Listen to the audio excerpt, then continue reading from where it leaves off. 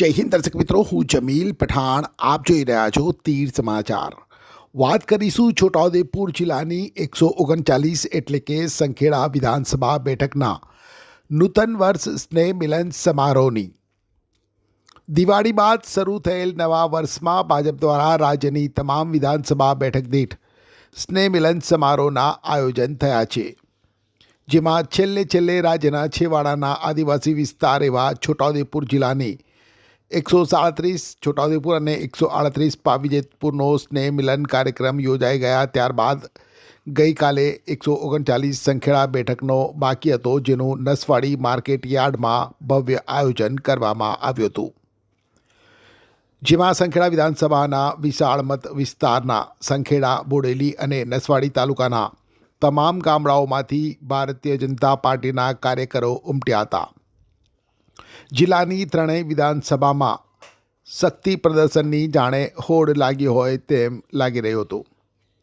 ગઈકાલે એટલે કે 23મી નવેમ્બરને શનિવારે આયોજિત આ સ્નેહ મિલનના દિવસે જ વાવ પેટા ચૂંટણી અને મહારાષ્ટ્ર ચૂંટણીના પરિણામોમાં ભાજપે મેળવેલ વિજયના વિશેષ આનંદનો ઉત્સવ પણ જોવા મળ્યો હતો.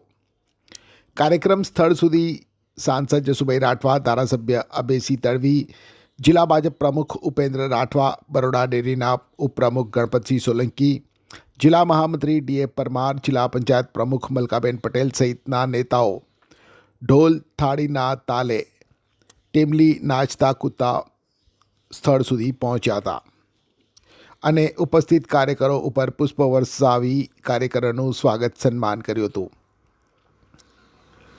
એકઠી થનાર જનમેદનીને ધ્યાને લઈ વિશાળ શામિયાણું તૈયાર કરાયું હતું. કાર્યક્રમમાં આદિવાસી સમાજની અને આ જ વિસ્તારની દીકરી જાણીતી લોકગાયિકા ઉર્વી રાઠવાએ કાર્યક્રમમાં પોતાના કંઠ થકી વિશેષ આકર્ષણ જમાવ્યું હતું.